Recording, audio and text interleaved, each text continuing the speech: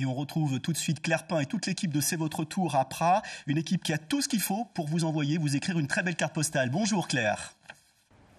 Regardez tous ces stylos de couleurs différentes, c'est comme un arc-en-ciel dans la grisaille hivernale. Nous sommes à Pras, dans le Haut-Jura, dans la maison Lépine. À mes côtés, Jean-Pierre Lépine, c'est vous qui avez eu l'idée de toutes ces formes, de toutes ces couleurs. Votre marque est connue à l'international, vos stylos ont fait déjà le tour du monde. Comment vous expliquez ce succès ? Il est question de créer et de dessiner des produits différents de tout le monde et de faire du commerce, prendre l'avion et aller dans les endroits, dans les centres-villes de la planète.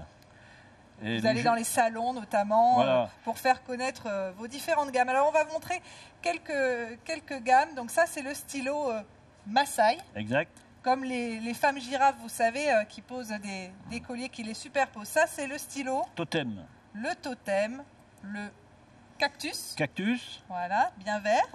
Et alors celui-ci, il a une histoire particulière. Alors c'est en voyant mon petit-fils s'amuser avec ses hochets, j'ai dessiné ce stylo. Comme des jouets, des cubes que l'on empile les uns sur les autres. Et alors celui-ci, il est vraiment d'une forme étonnante. J'aimerais que vous nous en parliez un petit peu. Alors là, c'est le Freeride, c'est le stylo de la glisse. Donc c'est un stylo que j'ai inventé dans un salon du stylo, des sports de glisse, du sport de glisse et du vélo. Donc c'est issu de toute cette ambiance du matériel de sport que j'ai dessiné ça. Alors maintenant on va voir les étapes de fabrication, parce que pour arriver à un beau stylo bien fini, on part de plaques de PVC. Donc c'est de l'acrylique qu'on fait fabriquer par des entreprises extérieures. C'est des plaques qu'on utilise à nos couleurs et avec ça on taille des baguettes et à partir de ces baguettes, on les découpe.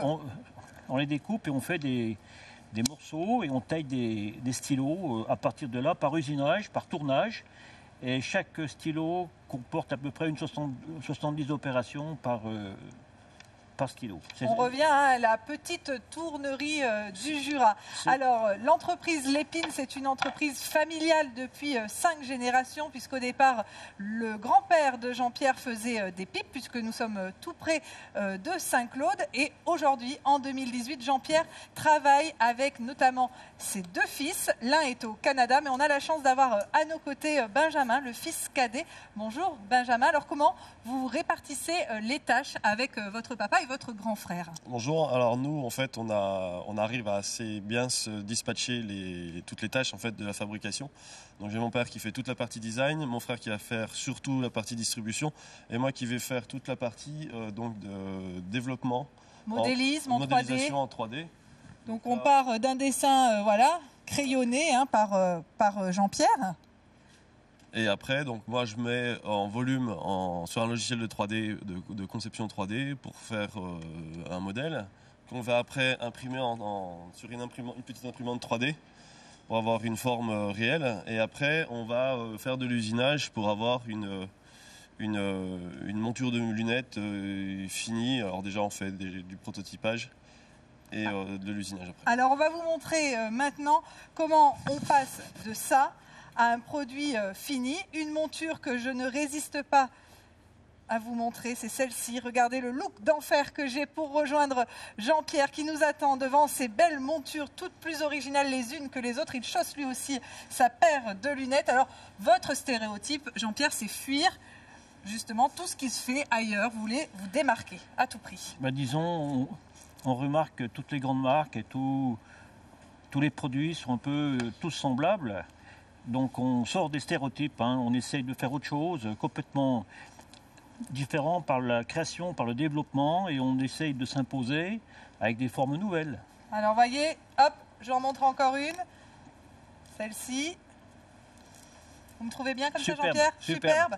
Et puis celle-ci, ce sont avec des branches en bambou. Alors je me déplace encore parce qu'il y a tellement de choses chez les Lépines que on va manquer de temps pour vous montrer notamment les couteaux. Alors, les couteaux, c'est à partir du couteau de Morée, voilà, le couteau du Jura qui est en forme de J, que Jean-Pierre et ses fils se sont lancés dans la fabrication de couteaux. Il y a le sabre à champagne, il y a le couteau pour le fromage, et puis le couteau de table, qui est vendu notamment aux chefs étoilés. Puis celui-là, il est très impressionnant également. Et puis comme Jean-Pierre, vous fourmillez toujours d'idées, on va dire quand même un petit mot des montres. C'est la seule montre automatique du Jura. C'est quoi une montre automatique d'ailleurs? Une montre automatique, c'est un mouvement automatique, c'est-à-dire il n'y a pas de pile, c'est la masse qui permet de remonter le mouvement pour donner l'heure. Voilà, avec des très très beaux bracelets, puis des rotules qui font que c'est très souple au porté. Ça donne une bonne à l'aise. Et un dernier petit mot sur ce stylo qui a fait votre renommée, notamment aux États-Unis. C'est le stylo Titanic que vous avez créé il y a une dizaine d'années, qui a été fabriqué à partir du vrai Titanic de l'épave. Disons, il y a des fragments de l'épave où on a fait un capuchon en forme d'aérateur, un capuchon, paquebot. Voilà. Avec la timonerie, avec l'hélice. Beau travail à découvrir après dans le Haut-Jura. On déborde d'idées chez les Lépines.